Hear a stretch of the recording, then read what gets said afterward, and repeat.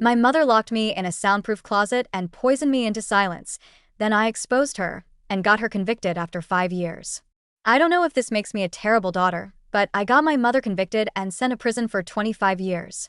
She just reached out after 5 years of silence, and now I'm questioning everything. My first memory is being 6 years old with a dirty dish towel shoved in my mouth. I'd fallen off my bike, scraped my knee pretty badly, blood everywhere, and I was crying. Normal kid stuff. My mom stuffed that towel in so hard I gagged. She held it there until I stopped making noise. When she finally pulled it out, she looked me dead in the eyes and said, "Better." That's when I learned that sound was the enemy. My mom had misophonia. Or at least, that's what she told everyone. For anyone who doesn't know, it's this condition where certain sounds trigger an almost violent reaction. Like, genuinely make you want to crawl out of your skin. Chewing, breathing, snoring, normal human sounds become unbearable. And my mom claimed she had it bad. I think about that now and wonder if it was ever real.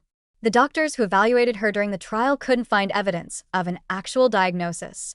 But back then, when I was just a kid, I believed her completely. I thought I was the problem. I thought my existence was hurting her. The snoring thing started when I was 7. I'd wake up to this blaring sound. She bought one of those boat horns, the kind that makes your ears ring. She'd stand in my doorway at 2, 3 in the morning, blasting it until I jolted awake. Sometimes she'd do it 3 or 4 times a night. Negative reinforcement, she called it. Said she read about it in a parenting book. If she made the consequence unpleasant enough, my brain would subconsciously learn to stop snoring.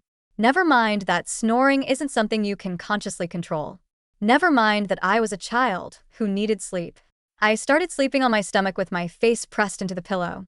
Sometimes I'd wake up gasping because I couldn't breathe, but at least I didn't snore. My 9th birthday is when everything changed. That's when she gave me the gift. I woke up that morning actually excited. 9 felt important somehow, almost double digits. My mom was in the kitchen when I came downstairs, and she had this smile on her face, the kind that should have warmed me, but somehow didn't. "Happy birthday, baby," she said, sliding a piece of cardboard across the table. It was homemade, laminated even. At the top, in those puffy paint letters people used for school projects, "Quiet point system." Below that were rows and rows of empty boxes. Spaces to fill in points earned and spent. I stared at it, not quite understanding. My mom must have seen the confusion, because she walked me to the kitchen. That's when I noticed all the sticky notes. Every single food item had a little yellow square with a number on it. Bread, 2 points. Crackers, 3 points. Cheese, 5 points. Chicken, 10 points. My favorite ice cream, 15 points. "You earn points by being quiet," she explained, her voice patient like she was teaching me something valuable. "The harder the quiet, the more points you get. Being quiet in the shower is 3 points because the water covers some noise. Not snoring is 8 points because that's really hard. You spend points on food." She smiled wider. "See? Now you're in control. You choose what you eat based on how well you do." I was 9. 9 years old with big brown eyes that still looked at my mom like she hung the moon. I didn't see the trap. I just thought, okay, I'm already pretty quiet. This won't change much. I wrapped my arms around her waist and hugged her without saying a word. She stroked my hair and I felt her relax. "Good girl," she whispered. That night, I couldn't fall asleep. My stomach was growling. I'd spent my points on a small dinner, but I was too excited about the new system. It felt like a game. Like if I played it right, maybe my mom would be proud of me. Maybe she'd love me the way she used to before the dish towel, before the boat horn, before everything became about silence. The next morning, I woke up and did my usual routine. I'd been training myself for years by that point. Drew back my curtains slowly so they wouldn't swish. Got dressed in the school bathroom so the hardwood floors at home wouldn't creak under my footsteps. Brushed my teeth with my mouth barely open so the bristles wouldn't make that scratching sound. When I got home from school, my mom was waiting with the laminated card. She'd filled in 30 points in big bold numbers, surrounded by smiley faces and hearts. "You did so good," she said, and for a second I felt this rush of pure happiness. I'd made her proud. I'd earned something. She opened the fridge and told me to pick anything I wanted for dinner. I could afford almost everything except the ice cream. I chose steak, my favorite. She nodded and started cooking. That's when I should have known. Should have realized. But I was 9 and hungry and happy, so I didn't question why she cooked it for so long. Didn't question the gray-brown color or the way the meat looked almost desiccated on the plate. I cut into it and knew immediately. It was like trying to chew leather. Tough, dry, basically impossible to swallow without working your jaw hard. And jaw sounds, chewing sounds, those were death to my mother. I tried. I really did. Chewed as slowly as I could, producing as much saliva as possible to help break it down. But after 5 minutes of agonizing, careful chewing on one single piece, I couldn't take it anymore. My jaw ached. The meat wasn't breaking down. I discreetly spit it into a tissue, planning to just skip dinner. "What the fuck are you doing?" Her voice cut through the silence, like glass. I froze, tissue still in my hand. "A cow died for you today," she said, standing up. Her chair scraped against the floor, a sound she allowed herself, but not me. "The least you can do is eat it all. Put it back in your mouth. Now." My hands shook as I unwrapped the tissue. I shoved the chewed meat back into my mouth, but on the way in, my tongue smacked against the roof of my mouth. Just once. A small sound, barely there. I went completely still. Maybe she didn't hear it. Maybe. The bang of her fists hitting the table made me jump. "You disgraceful bitch." She grabbed the laminated card and walked to the stove. I watched my birthday present catch fire, watched the plastic bubble and melt and turn black. "You think I can't make you suffer the same way you make me suffer?" She grabbed my hands. "Think again." She pulled me toward the stove. I could feel the heat radiating from the burner. She held my hands close, not touching, but close enough that I felt the burning air. "The pain you're feeling right now? That's only 20% of how I feel when you make noise. Remember that." She didn't actually burn me, but I didn't cry. Couldn't cry. Because crying made noise, and if I made noise while crying, I didn't know what she'd do. I went to bed that night with nothing in my stomach. Woke up the next morning to the same. Lunch at school, I had no money. Never had money. Dinner that night, still nothing. See, that one moment had put me in the negative. Way negative. And you can't buy food when you have negative points. My mom wasn't like other abusive parents. She didn't keep me healthy enough to avoid suspicion. She just didn't care. Or maybe she did care, but not in the right way. Not in a way that prioritized me staying alive. By day 3, I couldn't stand up straight during morning assembly. The gym floor tilted under my feet. I remember thinking, weirdly, that it looked like water. Like I could just dive in and float away. Then I hit the floor. I was only out for maybe 20 seconds. Long enough for kids to start screaming, for a teacher to run over. When I came to, the first thing out of my mouth was, "I'm sorry. I didn't mean to fall so loudly. Please don't starve me anymore." I said it out loud. In front of everyone. The guidance counselor, Mrs. Henderson, pulled me into her office while they called my mom. She didn't ask questions right away, just handed me a Hershey's bar, a banana, and a Kind bar. I ate so fast I gagged. Chocolate smeared on my face. I didn't care. When I finished, I looked up at her. Mrs. Henderson's face was white. Actually white, like someone had drained the blood out of it. Her hands were shaking when she reached for the phone. "I'm calling CPS," she said. Not to me, really. More like she was saying it to make it real. I watched her dial. Each beep felt huge, echoed in my head. She kept glancing at me between numbers like she thought I might disappear. "Yes, this is Mrs. Henderson at Oakwood Elementary," she said into the phone. Her voice cracked. "I need to report a case of suspected child abuse and neglect." She gave them my name, my address, my mother's name. Each detail felt like she was building something I couldn't quite see yet. While she talked, I sat completely still. That was my default state by then. Stillness meant safety. Movement created sound. Sound created pain. Even with my stomach full for the first time in days, I couldn't stop counting my breaths, making sure each one was silent. Mrs. Henderson hung up and pulled her chair closer. The leg scraped, I flinched. "Sweetie," she said, "some people are going to come talk to you. They just want to make sure you're safe." I opened my mouth, closed it. The words felt too loud before I even said them. "Can you tell me more about what's been happening at home?" I whispered, so quiet she had to lean in. "My mom has misophonia. Sounds make her want to hurt herself. So I have to be quiet. And the food? Tell me about not being able to eat." I explained the point system. How I earned quiet points for not making sounds. How each food cost points. How I'd gone negative after making that mouth sound while eating. Mrs. Henderson's face got paler with each sentence. Her pen moved fast across the paper, like she was trying to capture everything before it disappeared. She made me put the chewed-up meat back in my mouth from the tissue. I added. The memory made my stomach turn even though it was finally full. Then she held my hands near the stove. She said the burning was only 20% of how sounds made her feel. How long has this been happening? I tried to think back. The point system started on my birthday. But the being quiet, I paused. Always. She put a dish towel in my mouth when I was 6 because I cried after falling. And she uses a boat horn when I snore. The door opened. Principal Morrison came in with 2 people I didn't recognize, a woman with short gray hair and kind eyes, and a younger man with a clipboard. This is Ms. Rodriguez from Child Protective Services, the principal said. And Mr. James, her colleague. Ms. Rodriguez sat across from me. Hi there. I know this might be scary, but we're here to make sure you're safe.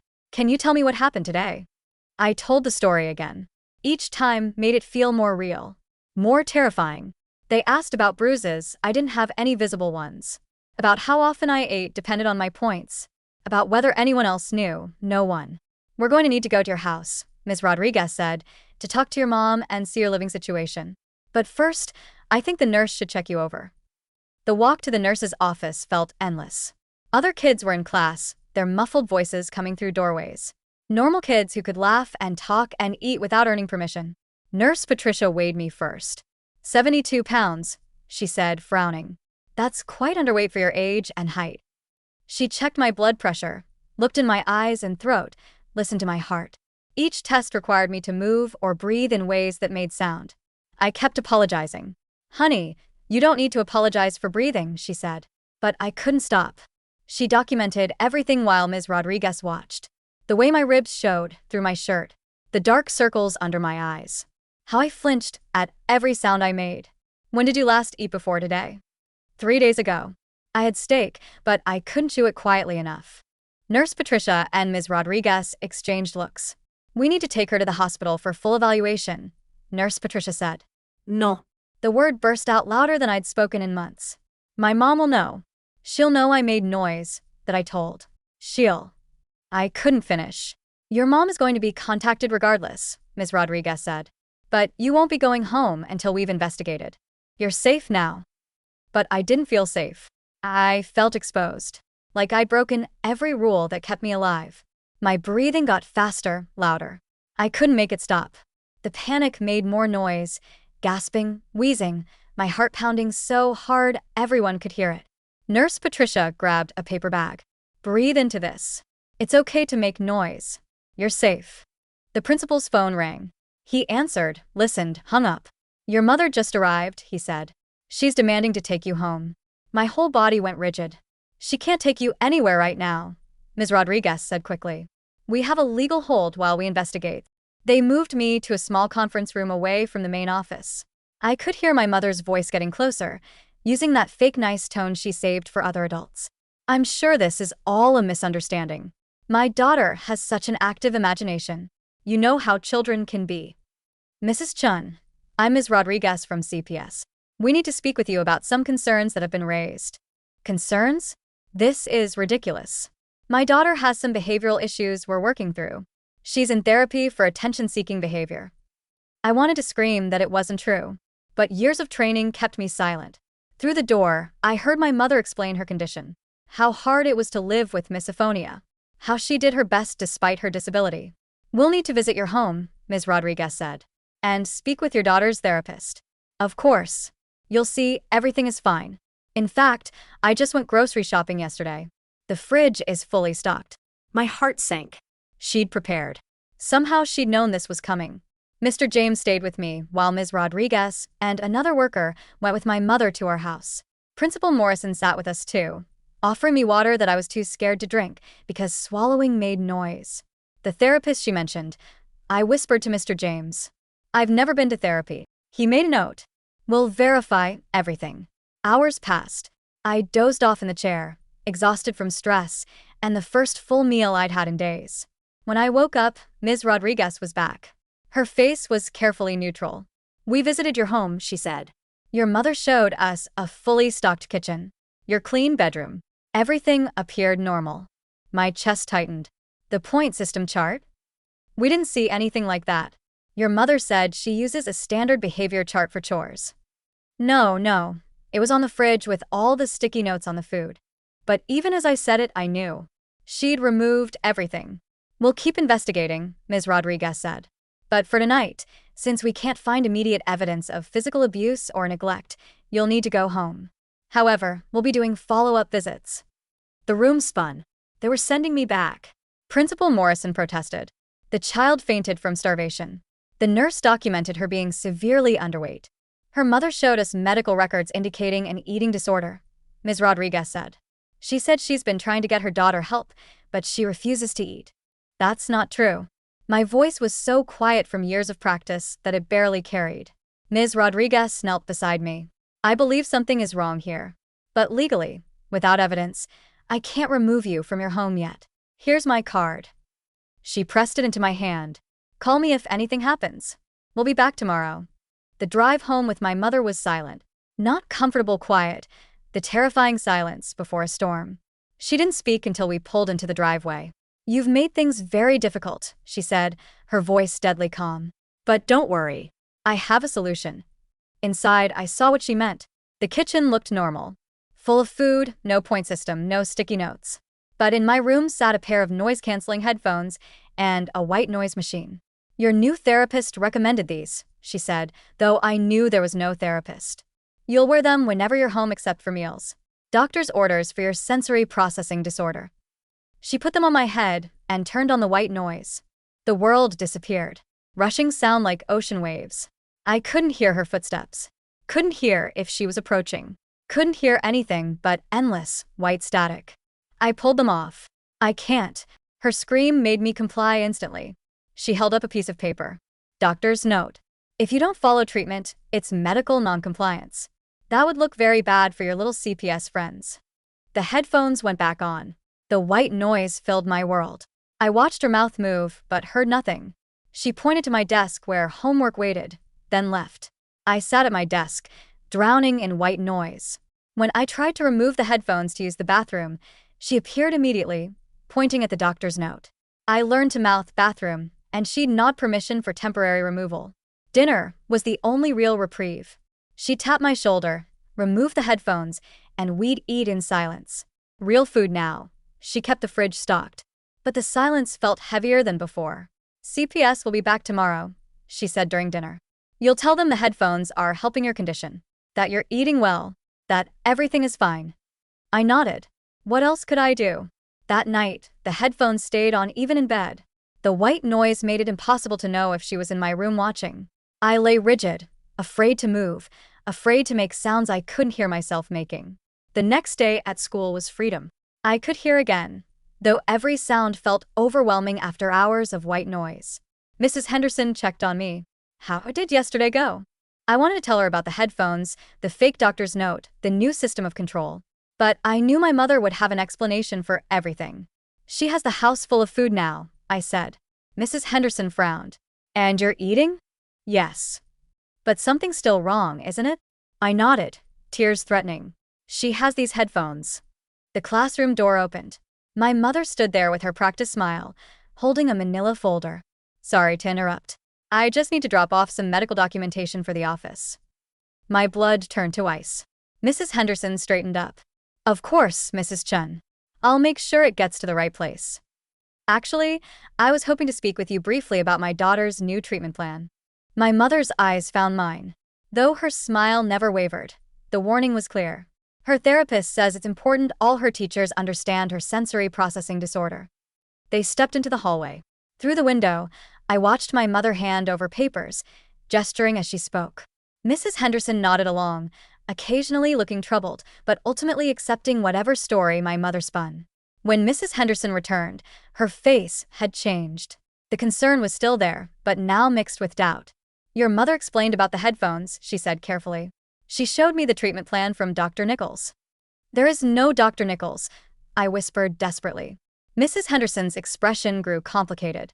She had official letterhead, detailed treatment notes dating back months. She said you might say that denying medical help is part of your condition. The trap was perfect.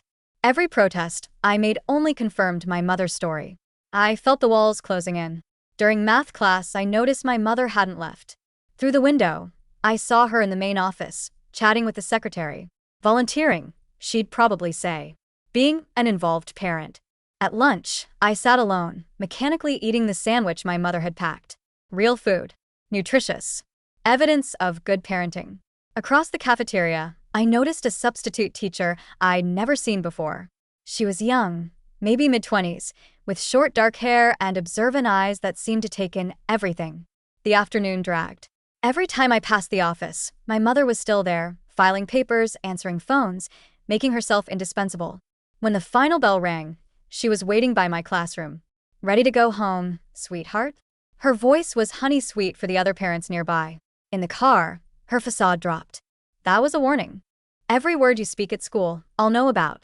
Every teacher you try to manipulate, I'll get to first. The documentation is extensive and thoroughly believable. At home, the headphones went on immediately. White noise crashed over me like a wave. I did homework in silence, ate dinner in brief reprieves, then back to the rushing static that made my head ache. Days blurred together. The headphones left marks on my head from constant pressure. My ears rang, even during brief moments without them. At school, I moved through classes like a ghost. Too exhausted to focus. Too afraid to speak up again. The substitute teacher appeared more frequently.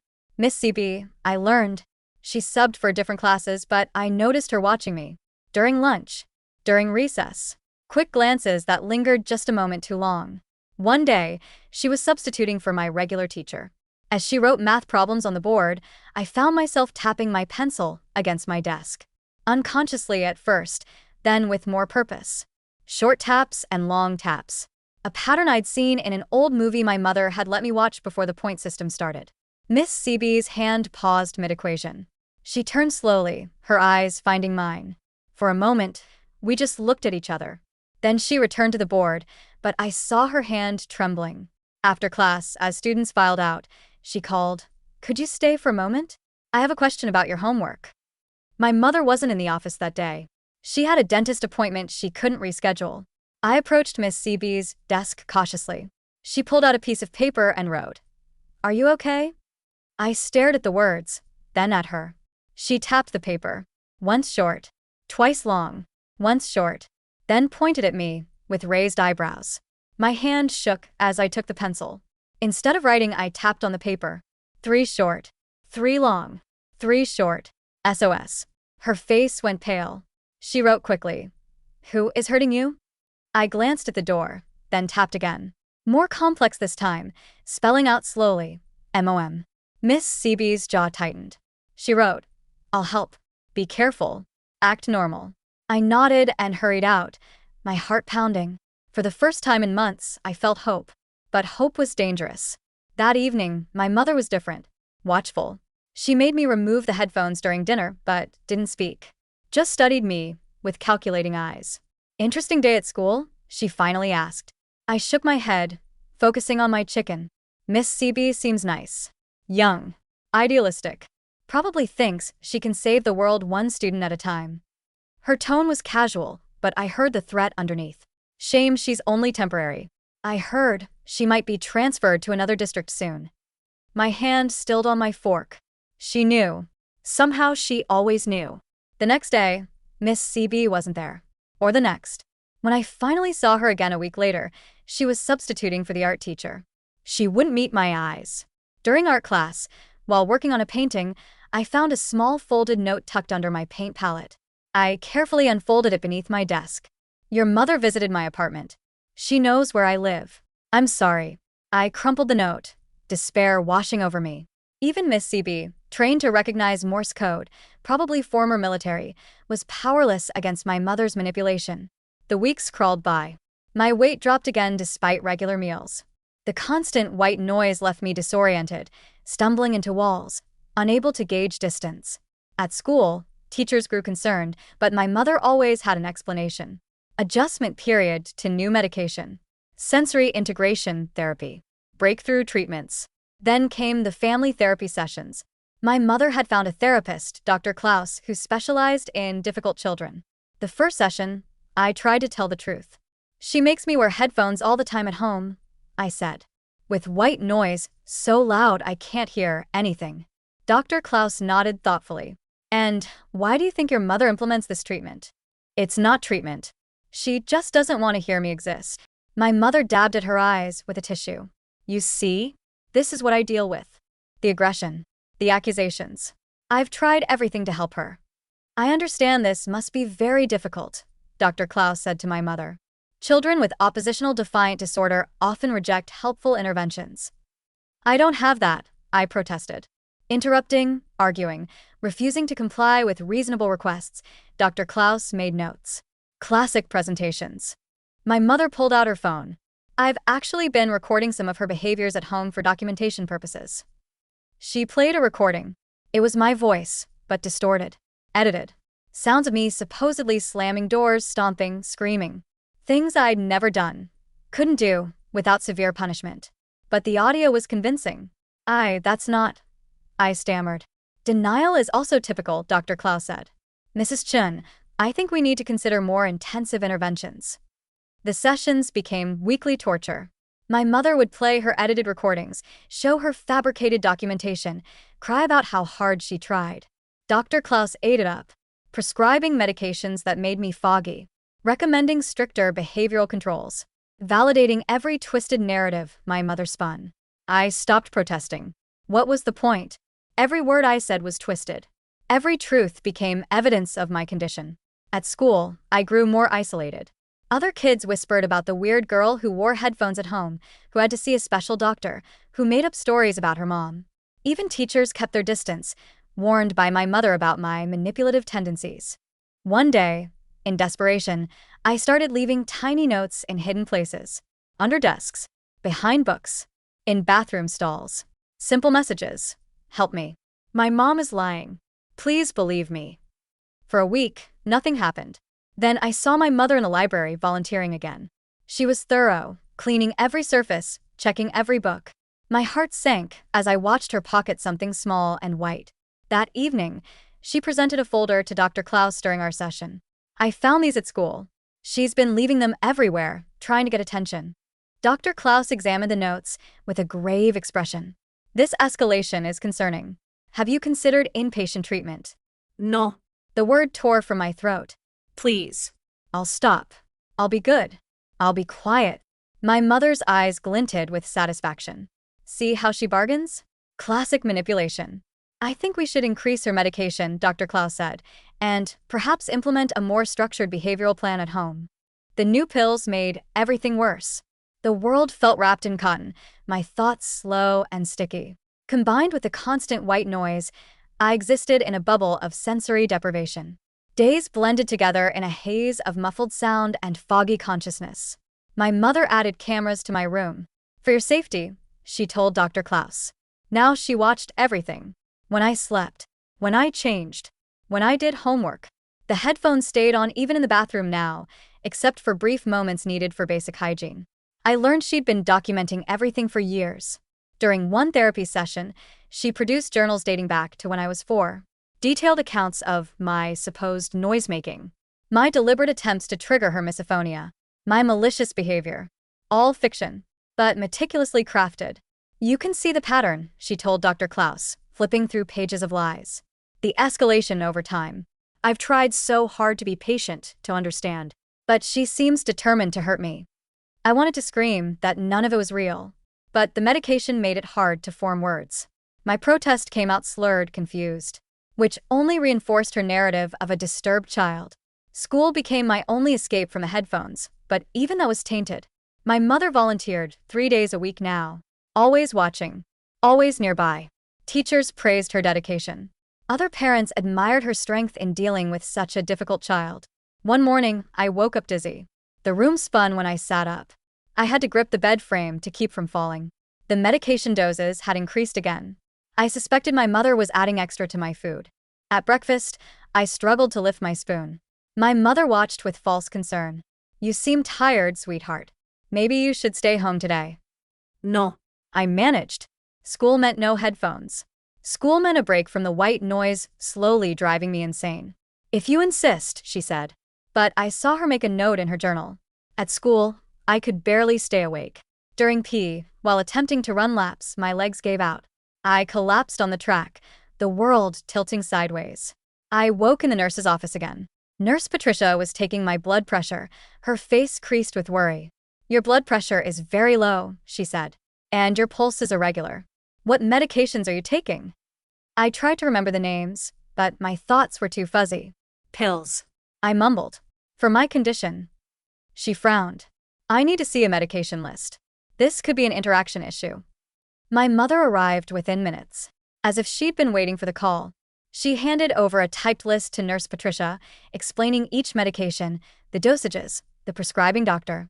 "These doses seem very high for a child her age," Nurse Patricia said carefully. "Dr. Klaus is a specialist," my mother replied smoothly. "He knows what he's doing. Perhaps you'd like to call him."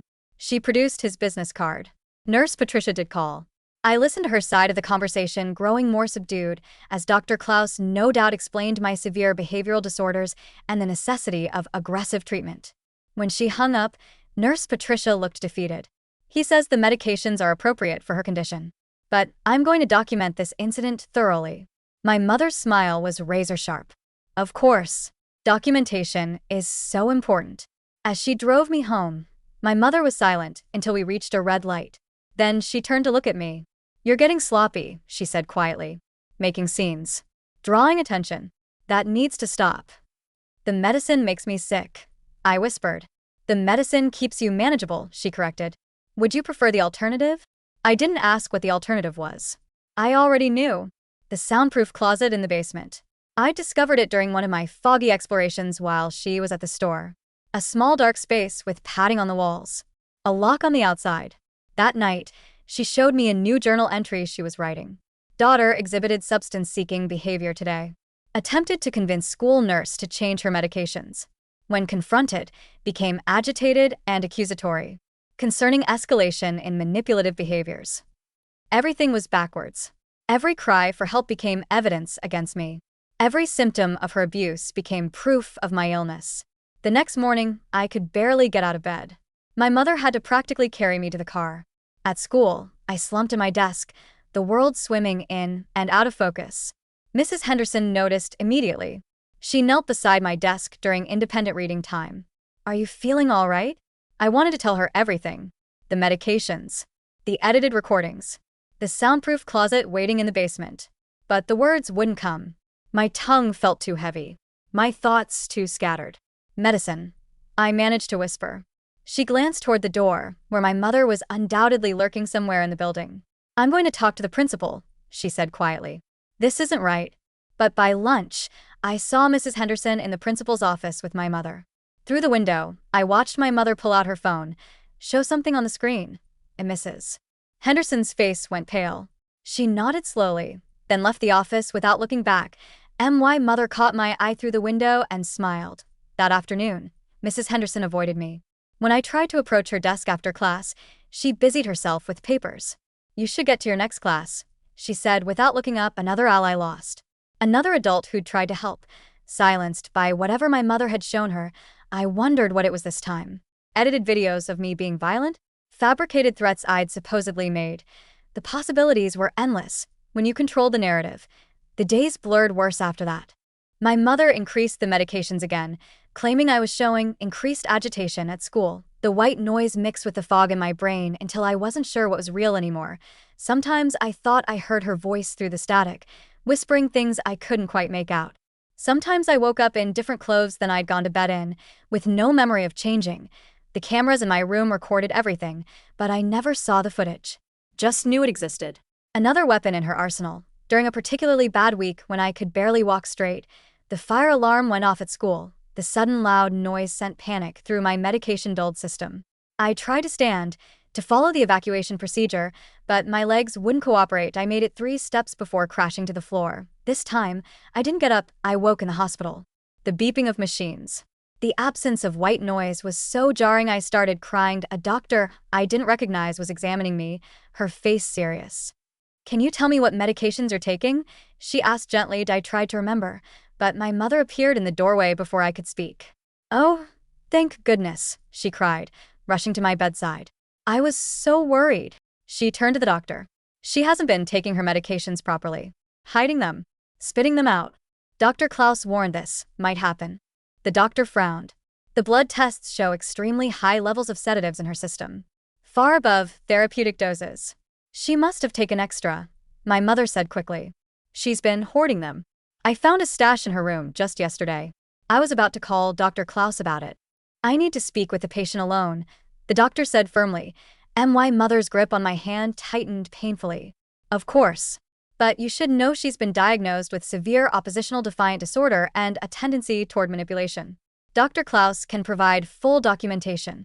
After she left, the doctor, Dr. Sarah, her badge said, pulled her chair closer. I want to help you. Can you tell me what's really happening? I wanted to trust her.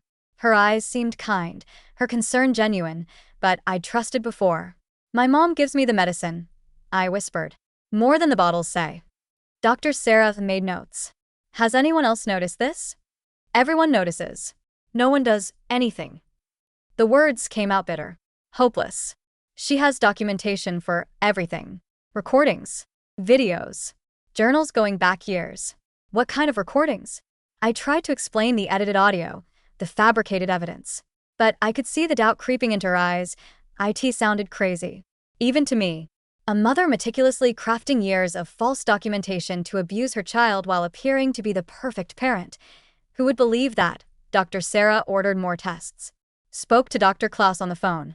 Reviewed my mother's documentation. With each conversation, her initial concern faded into professional distance. By the time I was discharged 2 days later, the narrative was set.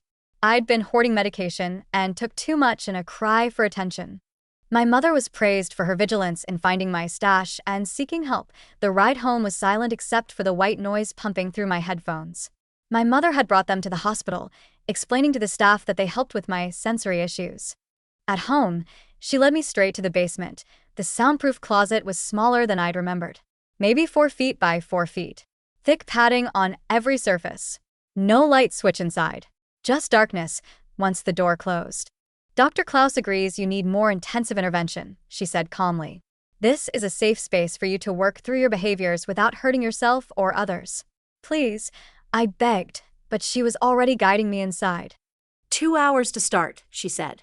We'll work up from there. The padding blocks all sound so you can make all the noise you want. Therapeutic, really. The door closed. The lock clicked. Darkness swallowed me whole and the absolute silence and darkness. Time lost meaning. Was it minutes or hours? My medication-foggy brain couldn't track it. I tried counting seconds but kept losing track. Starting over. Losing track again. When the door finally opened, the light was blinding. My mother helped me out, her touch gentle, her voice concerned. How do you feel? Did it help? I couldn't speak. My throat was raw from screaming I couldn't even hear. She marked something in her journal. We'll try again tomorrow. Dr. Klaus says consistency is key. The pattern established itself quickly. School, where I struggled to stay conscious through classes. Home, where the headphones went on immediately. Dinner. Medication hidden in my food. Then the closet for therapeutic isolation. I tried leaving notes at school again, but my handwriting had deteriorated from the medication. The words came out shaky. Illegible. When a teacher found one, they brought it straight to my mother during her volunteer shift. See what I mean, she told them sadly. The writing exercises Dr. Klaus recommended aren't helping. If anything, she's regressing. Miss Seeby appeared less and less. When I did see her, she looked hollow, frightened. Whatever my mother had done to her went beyond simple threats. One day, during a brief moment of clarity between medications, I realized something. My mother had been preparing for this my whole life. Every documented incident, every piece of evidence, every professional she'd fooled, it was all intentional. She'd built an impenetrable fortress of lies with me trapped inside. The school held a meeting about my deteriorating condition. I sat there, swaying slightly from the medication, while adults discussed my fate. My mother presented her evidence. The journals, the recordings, the notes I'd left, the medication hoarding, the hospital incident. We're considering residential treatment, she told them, tears in her eyes. Dr. Klaus knows an excellent facility that specializes in cases like hers. Principal Morrison looked troubled. This seems like quite an escalation. Perhaps we should get a second opinion. My mother's face hardened for just a moment before the tears returned. Of course, if you think that's best. Though I worry about the delay. She's getting worse every day. Mrs. Henderson spoke up quietly. I've noticed she seems heavily medicated. Perhaps that's contributing. Are you a medical professional? My mother interrupted. Because Dr. Klaus is. As was Dr. Sarah at the hospital. As is her pediatrician, who signs off on all her prescriptions. I'm doing everything I can to help my daughter. And frankly, these accusations are hurtful. The meeting ended with apologies to my mother and promises of support, another victory for her. Another defeat for me. That night, the closet time extended to 4 hours. In the darkness, I felt my sanity slipping away. The combination of sensory deprivation, medication, and isolation was breaking me down. Exactly as she'd planned. When I emerged, I could barely stand. She had to help me up the stairs, her grip firm but not gentle anymore. You're almost there, she whispered. Almost ready for the next phase. I didn't ask what the next phase was. In my medication-addled mind, I already knew she was going to make me disappear, just like the child she'd had before me. The one who'd moved away to live with relatives. The one no one could contact. The thought should have terrified me. Instead, I felt only exhausted acceptance she'd won. She'd always been going to win. But then, during library time at school, something unexpected happened. I was slumped at a table, pretending to read while fighting to keep my eyes open, when someone sat down across from me. Miss Seaby. She looked different. Thinner. Dark circles under her eyes that matched mine. She didn't speak. Just slid a book across the table. Inside the cover was a single line written in pencil. She did this to another child. I found proof. My heart, sluggish from medication, tried to race. I looked up at her. Hope and fear warring in my chest. She glanced around, then wrote more. The guidance counselor is building a case. Real evidence. Hold on. Before I could respond, she was gone. Leaving the book behind, I tucked it into my backpack. The first spark of hope I'd felt in months. That evening, my mother seemed agitated. She kept checking her phone, pacing the kitchen while I ate dinner in silence. There's been some staff turnover at your school, she said finally. Nothing for you to worry about. But I could see the calculation in her eyes. The wheels turning as she adjusted her plans. Something had shifted. And she knew it. The medications that night tasted different. Stronger. I fought to stay conscious, knowing that falling asleep might mean never waking up. Or waking up somewhere far from here, where no one would ever find me. Darkness crept in despite my efforts. I heard her on the phone with Dr. Klaus. Yes, I think it's time. The residential facility you mentioned. How soon could they take her? The last thing I remembered was her standing in my doorway, silhouetted against the hall light. Soon, sweetheart, she said softly. Very soon. This will all be over. I woke to my mother shaking me roughly. The room was still dark, but I could make out her silhouette against the hallway light. My head felt like it was stuffed with wet cotton from whatever she'd put in my dinner. Get up. We're leaving. Her voice was clipped. Urgent. Hurt.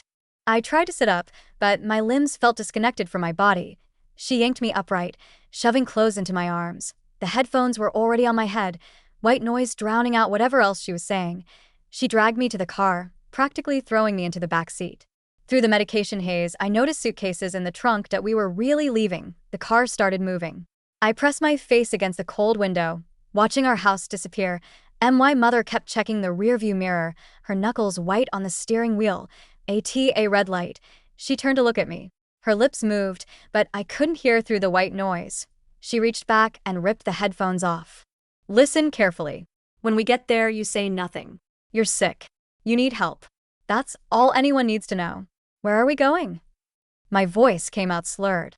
Somewhere they understand difficult children. She shoved the headphones back on. The drive felt endless. I dozed fitfully, waking each time we stopped. Gas stations. Rest stops. All blurring together. My mother never let me out of the car. Just handed me water and crackers that tasted like chalk. Dawn was breaking when we finally stopped. Through blurry eyes, I saw a large building surrounded by high walls. It looked more like a prison than a treatment center. My mother pulled me from the car, her grip bruising on my arm. The entrance. A woman in scrubs was waiting. Mrs. Chun. We've been expecting you. Dr. Klaus called ahead. They spoke over my head while I swayed on unsteady feet. Papers were signed. Money changed hands. The woman in scrubs took my other arm. We'll take good care of her, she assured my mother. My mother knelt in front of me, her face a mask of false concern. Be good. Do what they tell you. This is for your own good. Then she was walking away, getting in the car, driving off without looking back. The woman in scrubs led me inside. The doors locked behind us with a heavy click. She removed my headphones. The sudden absence of white noise made me dizzy. Welcome to Peaceful Meadows. I'm Nurse Ratchet. Let's get you settled. She led me through sterile hallways that smelled like disinfectant and despair. Other children passed us, all with the same vacant expressions. The same shuffling walk. This wasn't a treatment center. It was a warehouse for unwanted kids. My room was small. White. Empty except for a bed bolted to the floor. No windows. A camera in the corner, its red light blinking steadily. Medication time is at 8, noon, 4, and 8, Nurse Ratchet said. Meals in the cafeteria. No talking during quiet hours. Break the rules, and you'll spend time in the reflection room. She left, locking the door behind her. I collapsed on the thin mattress, finally allowing myself to process what had happened. My mother had won. She'd successfully disappeared me, just like the other child Miss Seaby mentioned, but Miss Seaby had found proof.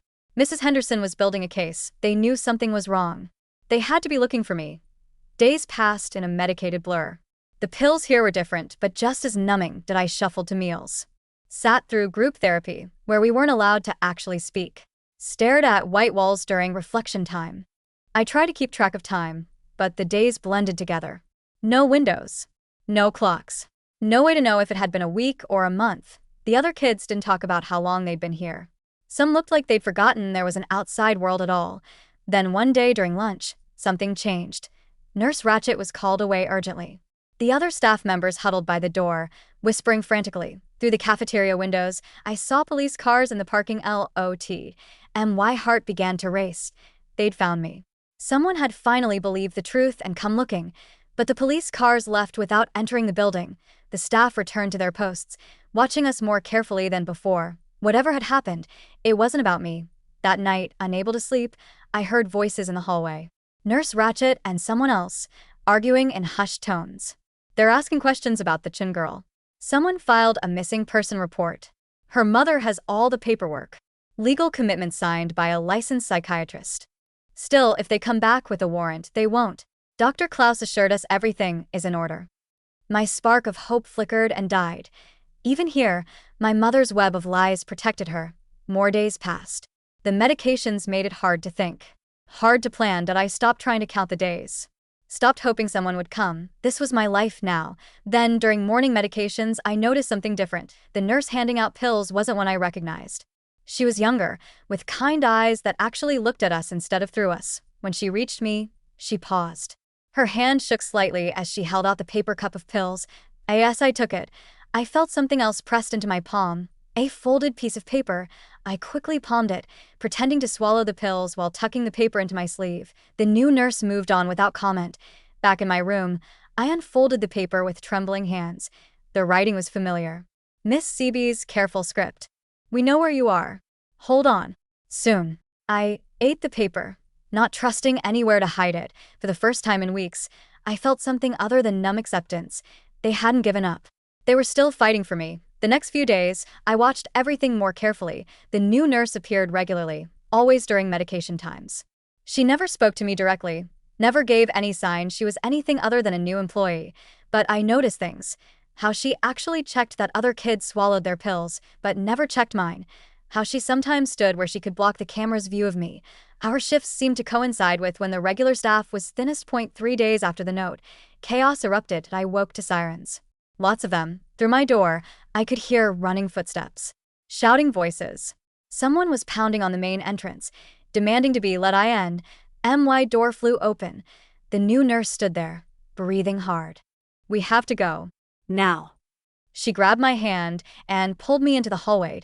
IT was pandemonium. Staff members were running in all directions. Some were shoving papers into shredders. Others were trying to corral confused kids back into their rooms. The nurse led me through a side door I'd never seen open. We emerged into a loading dock where an unmarked van was waiting. Mrs. Henderson was behind the wheel, her face grim but determined.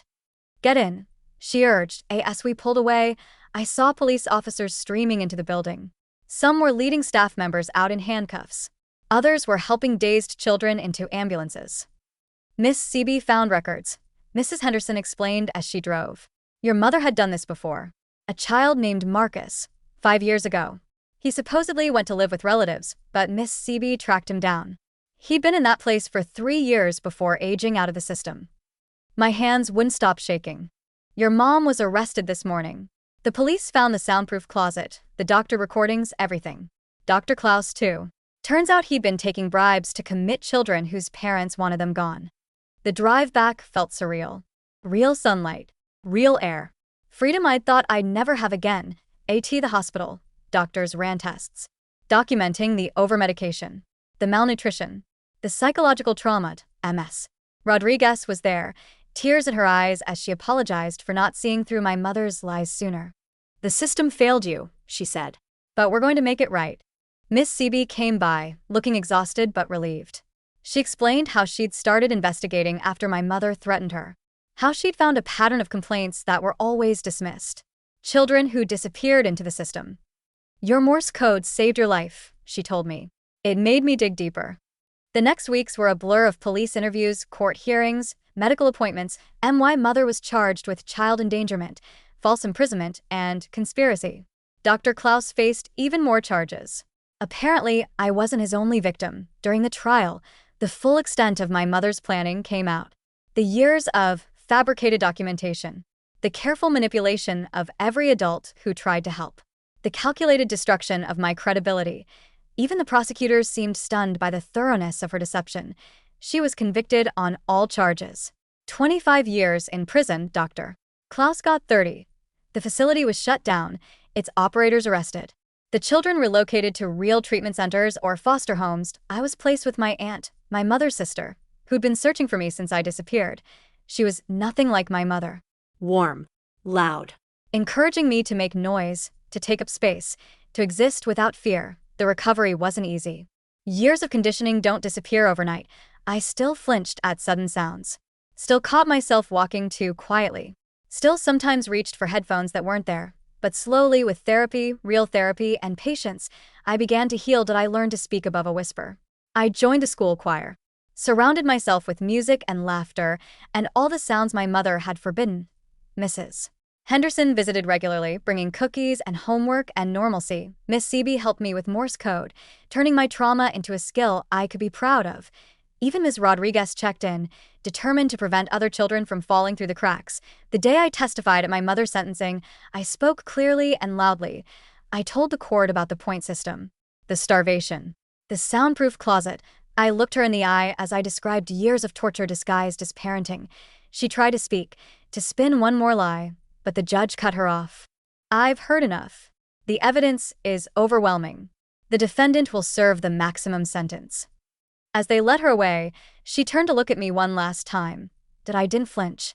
Didn't go silent. I stood tall and watched her disappear into the system. She'd tried to trap me, and that night, my aunt made my favorite dinner. Steak, cooked medium rare. Tender enough to chew without effort. We ate together, talking and laughing, filling the house with all the sounds of a real family.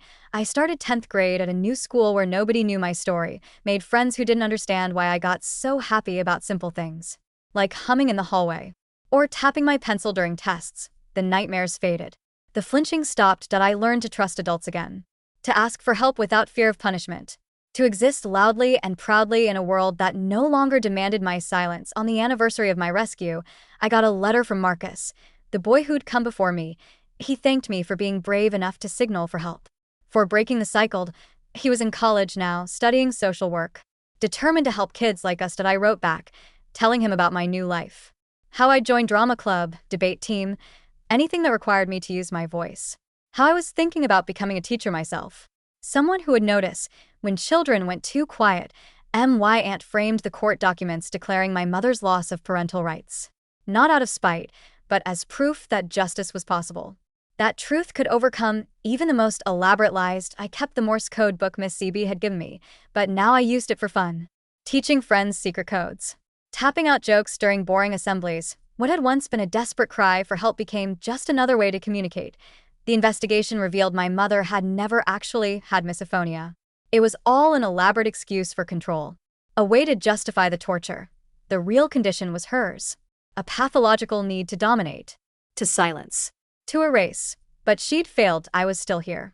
Still breathing. Still speaking.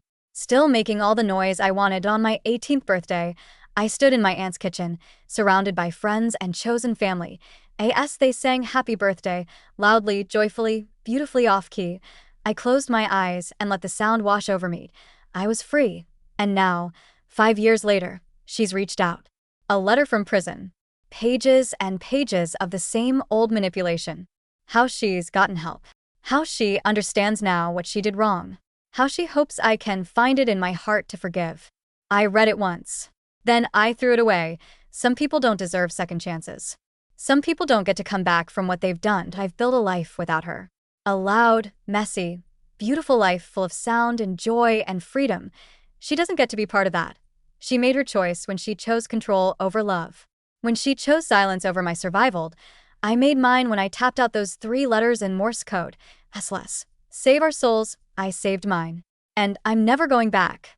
Alright, I'm out. But the next story is already on the way.